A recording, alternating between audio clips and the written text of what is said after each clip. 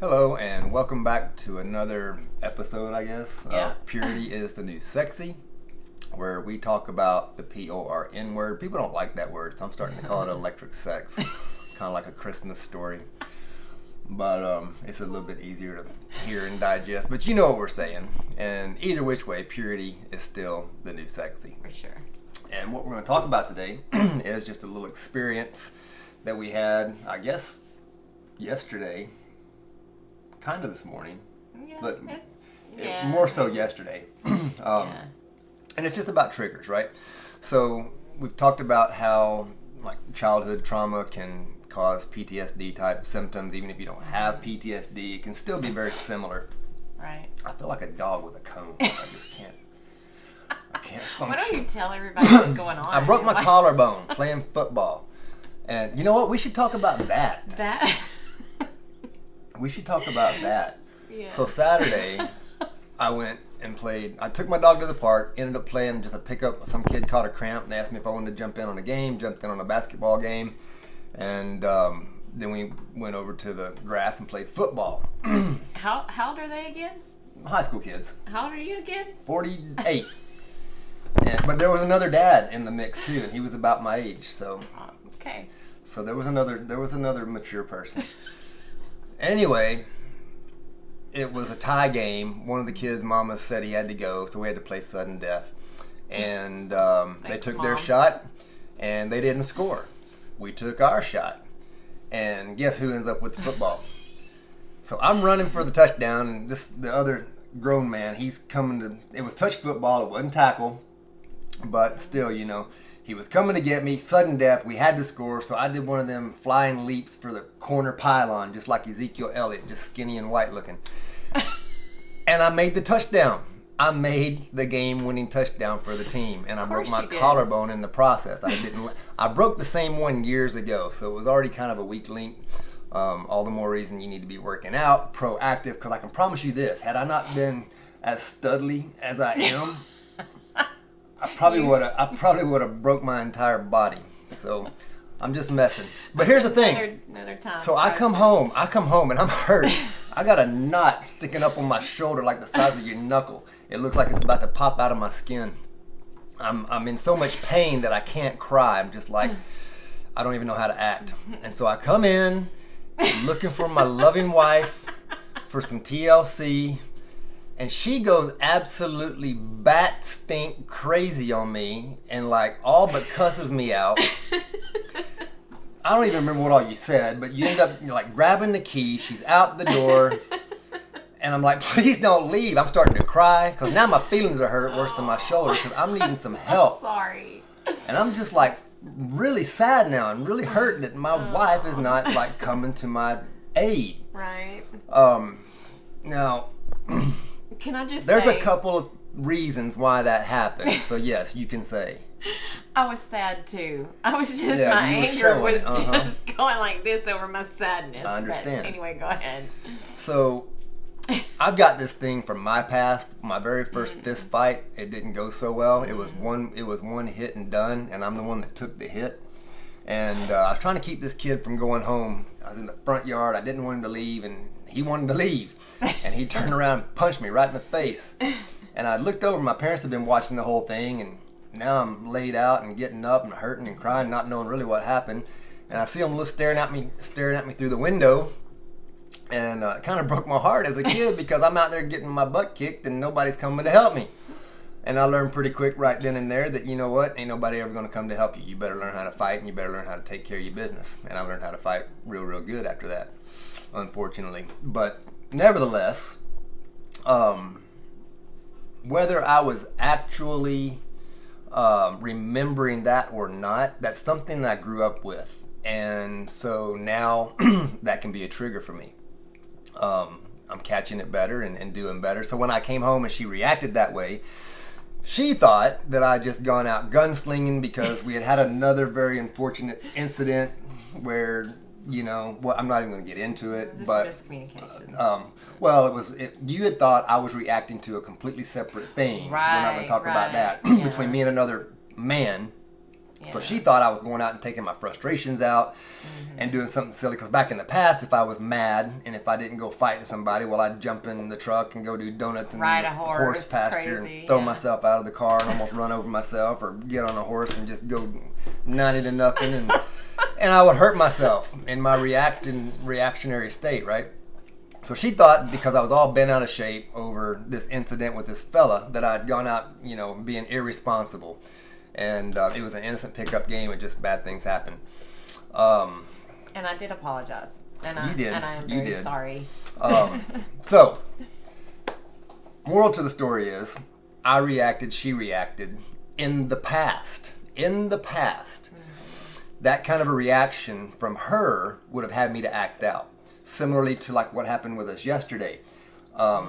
Did I send you a text, or was it just a spoken word? Something I was trying to communicate to you. It was a text, I think. And I didn't understand it. And you didn't understand it. And so it was kind of like I was saying, hey, the sky's blue, and then she comes in and says, no, the sky's red. Well, she just didn't understand me in the first place, but I'm like, no, the sky is clearly blue. Are you not even listening to me? I'm tripping out again because as a kid, and no offense, I love you, Mom. I love you, love you, love you, love you, love you. But you can never win an argument with my mom. I could not. We just could not communicate. Everything was gaslit all the way. And so she would just shut me down and make me feel like I was absolutely crazy because I knew she smoked cigarettes, but she would say, no, I don't smoke cigarettes. Well, I found them in your pocket. Well, no, those are your daddy's. Well, you smell like smoke. Well, I kissed your daddy. So you just make me feel crazy, like I know what's the truth, but you're sitting here telling me that the sky is red when I know it's blue. So growing up, that was a real major frustration as a kid, right? Because you're a kid and you want to be heard, understood, and now you're getting shut down by an older person. And if your parents are lying to you, then right. Where's it safe? So, who's telling you the truth? So, yesterday I'd sent a text and she responded in a certain way that made me feel like you're not even paying attention to me. Like you're not even the ballpark. Like I'm playing football and you're playing baseball. What's going on? Right.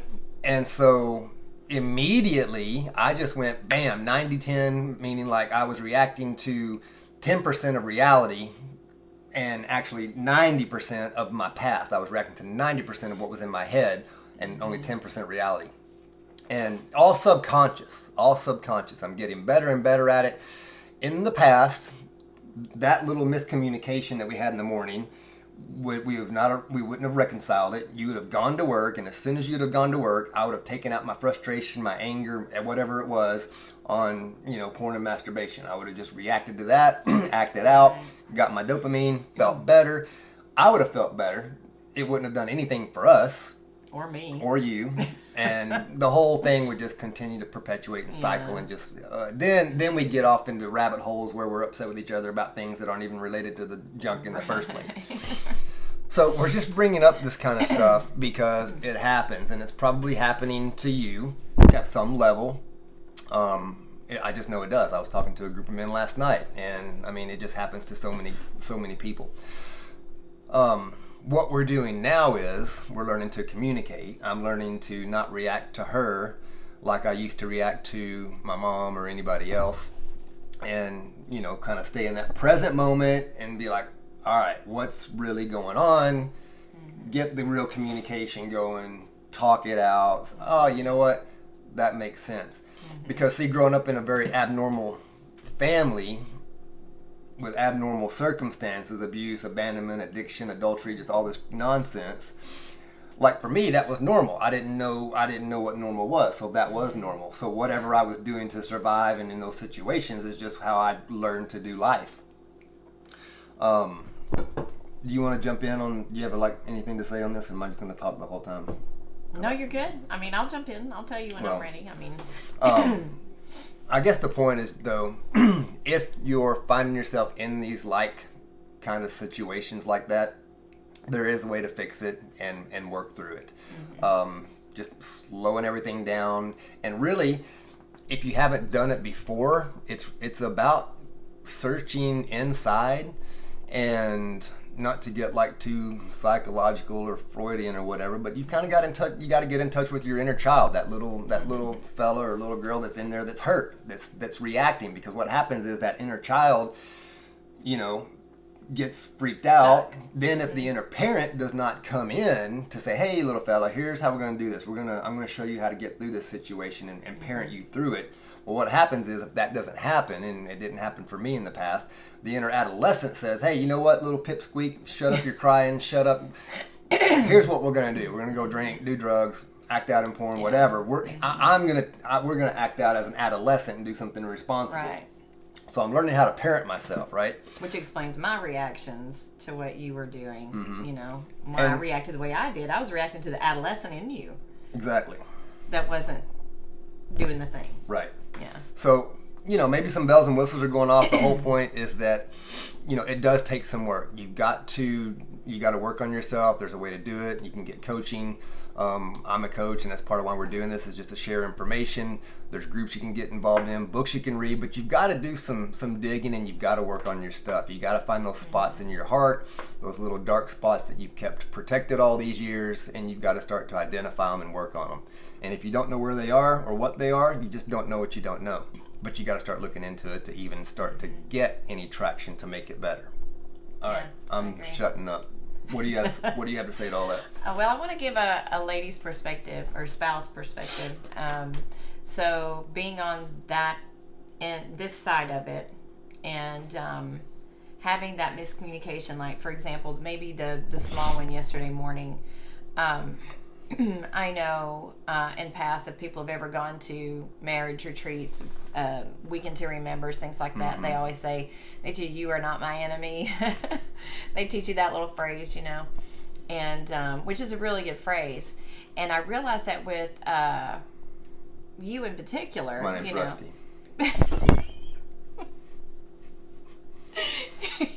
Yes, I know who you are.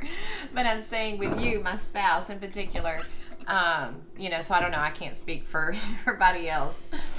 But if you are feeling, you know, threatened, you know, from what that inner child or adolescent is feeling threatened perhaps, because I'm misunderstanding what you're saying, I just simply need to come to you and say, hey, it's okay. I'm not trying to, you know, I'm not being obstinate. I'm not, you know, I'm not listening. I am. I'm just not understanding. Right. So let's start over, whatever it is. But just going to him, you know, instead of getting defensive and saying, but you didn't say this, or you didn't say, you know. So ladies, we can keep the thing going, or we can shut it down. And we can use kindness, and we can go to our spouse and we can say, hey, it's all right. I simply do not understand. So my bad, your bad, doesn't matter. There's a miscommunication, period, end of story. So, I don't know, I just want to say that. And also, I want to say, when you were talking earlier about how you said in the past, how you would have responded, that's what I reacted to was you in the past instead of you in the present. Right. That's another key point I want to make too for spouses is as we go through healing and as we go through our therapy for ourselves in recovery and healing from trauma, is remembering that just because they did it in the past doesn't mean they're not healing and not doing it today. So we have to respond to them as if they are healed, because they are. And so we have to respond to them that way. We have to respond to them in a way that is, hey, you're healed. I know it. I'm sorry I made that assumption. Instead of responding to how their old man, you know, and respond to their new man. So, and I messed up. We all do. We all do. But we recover so much faster these days because these little miscommunications, we used to go on 2 and 3 week, like, you know, not battles, but just like cold shoulders and all that kind of. I mean, 2 and 3 weeks sometimes. Stupid. Yeah, it is. Yeah. And now it's like, you know, sometimes 2 or 3 hours, sometimes it's 20 minutes, sometimes it's 2 minutes, getting better all the time. Right. To land this thing, one thing that I have learned recently, and it's nothing like brand new, but it's just a little bit of a twist on it, like the whole stop and count to 10 that we learned on Sesame Street and Mr. Rogers. It's kind of like Deep that, breathing. but this very wise man that coaches me, Gregory Henderson, call him Pappy, wonderful man, 68, 9 years old, got 20 years on me. He calls it the Jericho stop, and he told me to do this. He says, Your brain is wired to obey commands. It will do what you tell it to do. So he says, anytime you're having, you're spinning out or whatever, you say out loud, 5, 4, 3, 2, 1, stop. And your brain will stop. You tell it to stop, and it will. 5, 4, 3, 2, 1, stop. Your brain stops. Now, you can't just leave it right there. You've got to give it a command. You've got to tell it something to do. So just like in the military, when a superior officer would come and say, hey, Private Noakes, I need you to stop what you're doing, and I need you to go over here and do that. You do it because you were told to do it, right? Same concept. So 5, 4, 3, 2, 1, stop. Give your brain a command. The other day, while she was at work, I tried it the very first time I learned it, and I was talking to Mr. Gregory, and so I told myself, because I was kind of, I was just not feeling good towards her, and I was, I was butt hurt and her feelings hurt. But I told myself, 5, 4, 3, 2, 1, stop. My brain stopped, and then I gave it a command, and I told myself, when your wife comes home, you are going to go outside and greet her with a kiss and a hug, and you're going to tell her your special little pet phrase, you are my precious jewel, unblemished. All my desire is for you. I was not in the mood to do that in the day when I was thinking about it, but I told my brain to do it. So at the end of the day, she came home, my brain followed that command.